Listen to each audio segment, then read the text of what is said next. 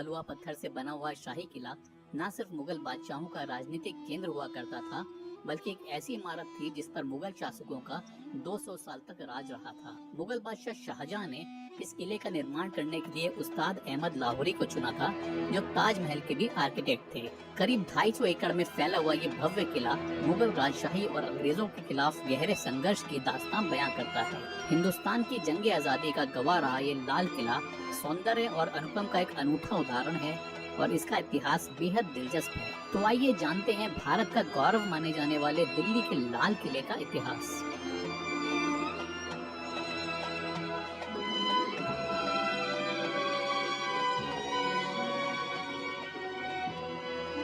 मुगल बादशाह बाबर की 7 पीढ़ियों ने शासन किया था और शाहजहां जो थे वो 5वें मुगल बादशाह थे।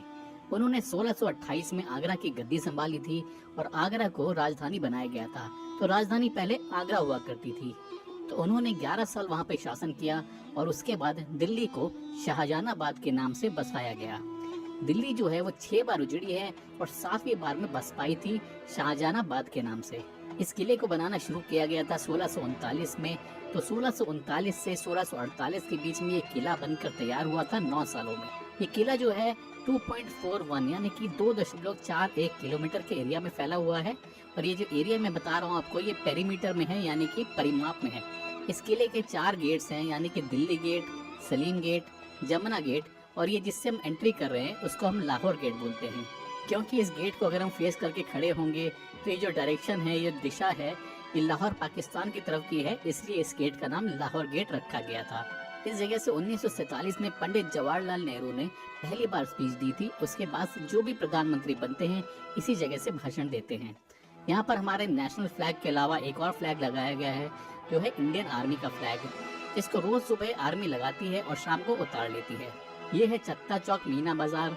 शाहजहां की 2 बेटियां थी, रोशनारा और जहानारा, और ये मार्केट उन्हीं के लिए लगाया गया था। इस मार्केट में लेडीज आइटम बिकता था, जैसे कि ज्वेलरी हो गया, डायमंड्स, पर्स, बर्तन वगैरह, इस तरह की चीजें यहाँ पर मिलती थी।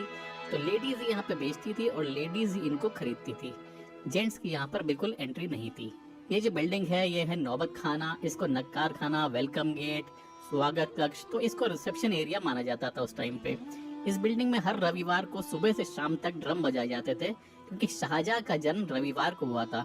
और आमतौर पे किसी का भी बर्थडे हम जैसे मनाते हैं तो साल में एक बार मनाते हैं, लेकिन बादशाह का जो जन्मदिन होता था वो हर हफ्ते मनाया जाता था। आप जैसे फिल्मों वगैरह में देखते होंगे, जैसे बोला जाता है कि बामुलैजा होशियार, तो यहाँ से अनाउंसमेंट किया जाता था। इस जगह से जो है अनाउंसमेंट होता था। ये जितनी भी पेंटिंग्स देख रहे हैं आप, ये अलग अलग मुगल बादशाहों के समय की हैं। ये सभी पहले गोल्ड की हुआ करती थी। ये देखिए इस बिल्डिंग में जितने भी फ्लावर्स आपको दिखाई दे रहे हैं, फूल वगैरह, सब गोल्ड प्लेटेड हुआ करते थे, जिससे ये सनराइज के समय में शाइन कर सके, यानी कि पूरा उजाला दे सके, चमकते थे ये सारे। और ऊपर में ये जो 5 खिड़कियां बनी हुई हैं, ये 5 टाइम की नमाज का सिंबल है। ये है दीवाने आम। तो जैसे प्रेजेंट टाइम में सुप्रीम कोर्ट होती है, वैसे ही उस जमाने में कोर्ट हुआ करती थी। ये गार्डन में एक तरफ लेडीज बैठा करती थी और एक तरफ जेंट्स बैठा करते थे। तो इसमें पहले मार्बल लगा हुआ था, जिसको ब्रिटिशर्स ने तोड़ दिया था और बर्बाद कर दिया था। तो चलिए दीवाने आम के पास में चलकर और जानकारी आपको इसके बारे में देता हूँ। ये है बादशाह का सिंहासन और शाहजहां के 4 बेटे थे, दारा, शुजा, मुराद और औरंगजेब। ये जो चारों पिलर्स बने हैं, इनके किनारों पर मखमल की गद्दी हुआ करती थी, उस पर चारों बेटे बैठते थे और बीच में बैठते थे शाहजहां मार्बल के चेयर पर। उसमें गोल्ड भी लगा हुआ था। नीचे की जो टेबल है उस पर बैठते थे वजीर, जिनका नाम था सादुल्ला खान। तो आम पब्लिक पहले न्याय मांगने के लिए अपनी फरियाद देकर वजीर को सुनाती थी, वजीर आगे बादशाह को सुनाता था, बादशाह फिर डिसीजन लेते थे कि क्या करना है उस केस का। आपने जैसे पुलिस स्टेशन में लॉकअप रूम देखा होगा, जैसे पहले थाने में बंद कर देते हैं, उसके बाद फिर कोर्ट में पेश किया जाता है, उसके बाद सजा होती है तो जेल में भेज दिया जाता है, वरना रिहा कर दिया जाता है। तो कुछ समय के लिए कैदी को यहाँ रखा जाता था और जब उसको सजा हो जाती थी तो आगरा जेल में शिफ्ट कर दिया जाता था। जैसे कि अकबर के दरबार में तानसेन हुआ करते थे, वैसे ही शाहजहां के दरबार में आरफ्यू थे, जो कि ग्रीक नागरिक थे। तो आरफ्यू जो थे वो वायलिन इतने अच्छे बजाते थे कि सारे यहाँ के पंछी इकट्ठे हो जाते थे। इसकी जो पीछे की दीवार आप देख रहे हैं उस पर फूल वगैरह बनाए गए हैं, पंछी वगैरह बनाए गए हैं और ऊपर की तरफ उनको वायलिन बजाते हुए भी दर्शाया गया है। ये किला जो है इंडो इस्लामिक आर्किटेक्चर से बना हुआ है।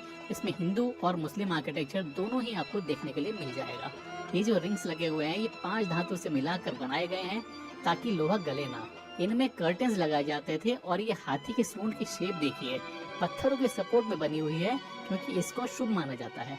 आइए अब देखते हैं मुमताज महल। तो सन 1911 में सबसे पहला जो म्यूजियम बनाया गया था वो था मुमताज महल।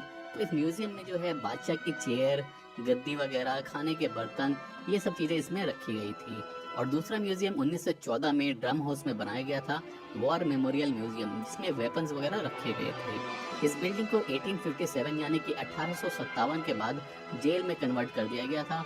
यहाँ इसके बगल में कई सारे और महल भी हुआ करते थे, लेकिन ब्रिटिशर्स ने सारे तोड़ डाले थे, उनको बर्बाद कर दिया था। एक यही महल बचा था जिसको जेल में कन्वर्ट कर दिया गया था। यहाँ पूरा मार्बल का हुआ करता था, ये जमीन पे आप देख रहे हैं पूरा, ये पूरा मार्बल का हुआ करता था। तो ब्रिटिशर्स ने ये सारा भी तोड़ डाला था और 2018 में जाकर यहाँ पे गवर्नमेंट ने पत्थर लगाया था। यहाँ दीवारों पर पेंटिंग्स में काफी जगह गोल्ड लगा हुआ था, यानी कि सोने की कलाकारी पूरी हुई हुई थी यहाँ पे। तो ब्रिटिशर्स ने इसको भी बर्बाद कर दिया था। तो ये पूरा जो महल है बहुत अच्छा खासा हुआ करता था एक ज़माने में, लेकिन ब्रिटिशर्स ने काफ़ी यहाँ पे नुकसान पहुंचाया, काफ़ी तहस नहस किया इसको। ये जो बिल्डिंग आप देख रहे हैं ये है रंग महल, इसको शीश महल भी कहते हैं। ये ऊपर का ये जो सारा टूटा हुआ है, ये सन 1803 में मराठों ने जब अटैक किया था, तोप के गोले यहाँ दागे गए थे, तो उस समय का ये है। सबसे लास्ट मुगल बादशाह थे बहादुर शाह जफर, जो कि नाच गाने में मसरूफ थे। जब 1857 यानी कि 1857 में ब्रिटिशर्स ने अटैक किया था, तो उनकी सेना ने बोला भी था कि महाराज हमको भी तैयारी करनी चाहिए वरना ब्रिटिशर्स फौज अटैक कर देगी। तो महाराज ने बोला कि दिल्ली अभी दूर है। जब उन्होंने हमले की तैयारी नहीं की और ब्रिटिश फोर्स ने उन पर अटैक कर दिया, तब उनको अपनी जान बचाकर यहाँ से भागना पड़ा। यहाँ से जमुना गेट के रास्ते से निकले थे और जाकर छुप गए थे हुमायूं के मकबरे में। तो हुमायूंस टूम से उनको अरेस्ट किया गया था और भेज दिया गया था रंगून, जो कि म्यांमार में आता है। वहीं पर 1862 यानी कि 1862 में उनकी डेथ हो गई थी और वहीं उनकी कब्र भी बनी हुई है। तो जैसा कि मैंने बताया कि उनको लिखने का भी बहुत शौक था, तो उन्होंने लिखा भी है कि कितना बदनसीब है जफर, दफन के लिए 2 गज जमीन भी ना मिली कुएं यार में। तो मैंने बादशाहत तो की यहाँ पर, लेकिन मुझे दफनाने के लिए 2 गज जमीन भी नहीं मिली। उसके बाद इस बिल्डिंग को ब्रिटिशर्स ने मेस बना दिया, इसमें किचन बन गया, खाना बनाने लगे ब्रिटिश फौज का, और इसके धुएं के कारण इस बिल्डिंग का कलर ब्लैक हो गया। ये सारी जमीन जो आपको दिख रही है सारी पहले मार्बल की हुआ करती थी, तो यहाँ पर भी बाद में स्टोन लगाया गया था। ये बीच में जो आप कैनाल देख रहे हैं इसको नहर बहिश्त कहते हैं, जन्नत की नहर। गर्मियों के समय में इसमें पानी छोड़ा जाता था, जिससे इस बिल्डिंग का टेम्परेचर ठंडा रहता था और गर्मी नहीं लगती थी यहाँ पर। इसमें 6 रूम्स बनाए हुए हैं, 3 एक तरफ में है और 3 दूसरी तरफ में, जो डांसर्स यानी नृत्यांगनाओं के लिए बनाए हुए थे। नीचे गोडाउन था जिसमें म्यूजिकल इंस्ट्रूमेंट्स वगैरह रखे जाते थे। और ये जो जाली आप देख रहे हैं ये बाद में लगाई गई है। ये जितने भी पिलर्स बने हुए हैं इनमें मिरर्स लगे हुए थे, यहाँ पर मोमबत्ती जला देने पर पूरे में रोशनी हो जाती थी। तो इस महल में बादशाह बैठते थे और सामने में फुव्वारों को चलता हुआ देखकर आनंद लेते थे। ये सामने में जो आप देख रहे हैं ये सिंगल पीस मार्बल का बना हुआ है। ये बिल्डिंग है खास महल। ये बादशाह के रहने का कक्ष था जो 3 बेडरूम सेट बनाया गया था। ये जितनी भी आपको नक्काशी यहाँ पर देखने के लिए मिल रही है इन सब पे गोल्ड लगा हुआ था।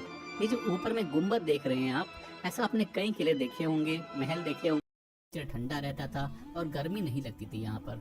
इसमें 6 रूम्स बनाए हुए हैं, 3 एक तरफ में है और 3 दूसरी तरफ में, जो डांसर्स यानी नृत्यांगनाओं के लिए बनाए हुए थे। नीचे गोडाउन था जिसमें म्यूजिकल इंस्ट्रूमेंट्स वगैरह रखे जाते थे। और ये जो जाली आप देख रहे हैं ये बाद में लगाई गई है। ये जितने भी पिलर्स बने हुए हैं इनमें मिरर्स लगे हुए थे, यहाँ पर मोमबत्ती जला देने पर पूरे में रोशनी हो जाती थी। तो इस महल में बादशाह बैठते थे और सामने में फुव्वारों को चलता हुआ देखकर आनंद लेते थे। ये सामने में जो आप देख रहे हैं ये सिंगल पीस मार्बल का बना हुआ है। ये बिल्डिंग है खास महल। ये बादशाह के रहने का कक्ष था जो 3 बेडरूम सेट बनाया गया था। ये जितनी भी आपको नक्काशी यहाँ पर देखने के लिए मिल रही है इन सब पे गोल्ड लगा हुआ था। ये जो ऊपर में गुम्बद देख रहे हैं आप, ऐसा आपने कई किले देखे होंगे, महल देखे होंगे, उनमें इसी तरह के गुम्बद बनाए जाते हैं। ये पहचान होती है कि आम नागरिक दूर से देखकर पहचान सके कि बादशाह इस महल में रहते हैं।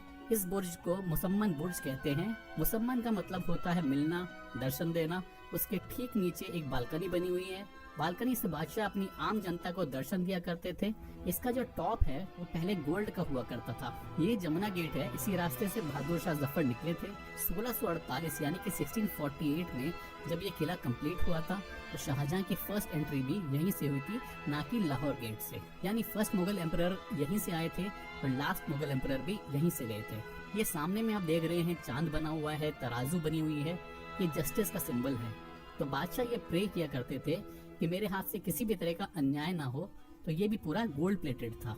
और ये बिल्डिंग है दीवाने खास। जैसे प्रेजेंट टाइम में पार्लियामेंट है, तो पहले ये पार्लियामेंट हुआ करती थी, यहाँ मंत्रियों की बैठक हुआ करती थी।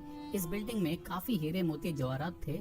इस मार्बल की टेबल पर रखा गया था तख्ते ताउस, जिसको पीकॉक थ्रोन या मयूर सिंहासन भी बोला जाता था, जिसको 1645 यानी कि 1645 में शाहजहां ने बनवाया था और उसमें कोहिनूर लगवाया गया था। उस समय में ये किला बना था 1 करोड़ में और इस सिंहासन की कीमत थी 9 करोड़। 1739 यानी कि 1739 में नादिर शाह आया था एक मेहमान बनकर। उस समय यहाँ की गद्दी पर बैठे थे मोहम्मद शाह रंगीला, तो उनके शासन काल में आया था और उसने इनसे दोस्ती की। उसके साथ एक नर्तकी थी जिसने जासूसी करके ये बताया कि मोहम्मद शाह रंगीला ने कोहिनूर अपनी पगड़ी में छुपा रखा है। जब मोहम्मद शाह रंगीला और नादिर शाह दोस्त बन गए तो नादिर शाह ने कहा कि हम अपनी पगड़ी जो है आपस में बदल लेते हैं। तो इस तरह से जो है कोहिनूर नादिर शाह के पास आ गया। उसके बाद उसने अपनी सेना को यहाँ बुलाया और 56 दिन तक यहाँ पे कत्लेआम चलता रहा, जिसमें काफी ज्यादा मार काट मचाई गई थी। और यही नहीं, जाते जाते भी उसने 1 करोड़ रुपए की डिमांड की थी कि हमें 1 करोड़ रुपए दो, तब हम ये कत्लेआम रोक पाएंगे। उसके बाद वो कोहिनूर को लेके ईरान की राजधानी तेहरान में चला गया। कोहिनूर जो था वो अनलकी था, शापित था। जिस किसी के पास भी वो गया या तो उसकी डेथ हो गई या वो बर्बाद हो गया, क्योंकि वो केवल लेडीज को सूट करता था। नादिर शाह के बाद भी वो कई लोगों के पास गया, जैसे कि हैदराबाद के निजाम थे उनके पास भी गया था। तो कोहिनूर जो है 2-2, 3-3, 4-4 साल के लिए कई लोगों के पास गया, लेकिन जहाँ जहाँ वो जाता गया वहाँ वहाँ हत्या होती गई। आखिरी में कोहिनूर जो है महारानी विक्टोरिया के पास भेजा गया लंदन में, और वहाँ पे मीटिंग हुई और डिसीजन ये लिया गया कि कोहिनूर की वजह से पूरी डायनेस्टी खत्म हो गई थी, तो इसको जो है बीच से क्रश कर दिया जाए, तोड़ दिया जाए। उसके 5-6 टुकड़े हुए, जिसमें आधा कोहिनूर महारानी एलिजाबेथ के क्राउन में और आधा वहाँ के म्यूजियम में लगाया गया था। ये जो सामने देख रहे हैं आप, ये है हमाम। इसमें 3 बाथिंग टब बनाए गए थे, 2 गर्म ठंडे पानी के लिए और 1 रोज वाटर के लिए। जैसे आज के समय में हम अलग अलग खुशबू के साबुन यूज करते हैं, वैसे ही उस समय में रोज वाटर इस्तेमाल हुआ करता था। 1658 यानी कि 1658 में औरंगजेब ने अपने पिता शाहजहां को अरेस्ट कर लिया था और अपनी दोनों बहनों को यानी रोशनारा और जहानारा को नजर बंद करके आगरा फोर्ट में रखा था। तो आइए आगरा फोर्ट की वो जगह भी आपको दिखा देता हूँ जहाँ पे औरंगजेब ने अपने पिता शाहजहां को अरेस्ट किया था। ये जो देखेंगे आप व्हाइट बिल्डिंग, ये है मुसम्मन बुर्ज शाहजहां का जेल। शाहजहां को उसके बेटे औरंगजेब ने अपने फादर को यहाँ 8 इयर्स के लिए हाउस अरेस्ट किया। वो किस लिए? क्योंकि शाहजहां एक और ताजमहल बनाना चाहता था ब्लैक स्टोन का, वो बनने नहीं दिया, तो बेटे ने फादर को 8 इयर्स के लिए अरेस्ट किया। सारी फैसिलिटी दी गई, कोर्ट से आउटसाइड कहीं जाने की इजाजत नहीं। और बाद में औरंगजेब ने अपने तीनों भाइयों का कत्ल कर दिया और उनकी कब्र बनी हुई है हुमायूंस टूम्ब में। उसके बाद 1659 यानी कि 1659 में औरंगजेब ने मोती मस्जिद को बनाया अपनी मेहनत मजदूरी से। तो औरंगजेब उस समय कुरान शरीफ लिखा करते थे, टोपियां वगैरह बनाया करते थे और उनको मार्केट में बेचा करते थे। इस मस्जिद को बनाने में उस समय लागत लगी थी 1,60,000 रुपए। ये अंदर से पूरा मार्बल का बना हुआ है और ये जो टॉप देखेंगे आप, ये भी पहले गोल्ड का हुआ करता था। सन 2005 तक यहाँ पर नमाज पढ़ने भी लोग आ सकते थे, लेकिन उसके बाद इसको परमानेंटली बंद कर दिया गया। तो 2 मोती मस्जिद बनाई गई थी, एक यहाँ पे जो औरंगजेब ने बनवाई थी और दूसरी लाहौर के किले में जो शाहजहां ने बनाई थी। यहाँ नीचे में जो आप देख रहे हैं, यहाँ पे लकड़ियाँ रखी जाती थी और ऊपर लोहे का कुंड हुआ करता था जिसमें पानी गर्म किया जाता था। सामने जो आप देख रहे हैं ये शाह बुर्ज है, बीच में स्लोप बना हुआ है, थोड़ा सा गैप है, तो वहाँ से यमुना नदी का पानी छोड़ा जाता था इस कैनाल में। ये जो बीच में बना हुआ है ये है हीरा महल, इसको बारादरी महल भी कहते हैं। इसको 1842 यानी कि 1842 में बहादुर शाह जफर ने बनवाया था और यहाँ बैठकर वो फिशिंग किया करते थे। ये जो रेड कलर का आप देख रहे हैं ये है कुआं, और ऐसे इस किले में 20-25 कुएं बने हुए हैं, क्योंकि पहले पीने का पानी जो है इन्हीं कुओं से लिया जाता था। और ये जो गार्डन आप देख रहे हैं इसको हयात बख्श बाग बोला जाता है।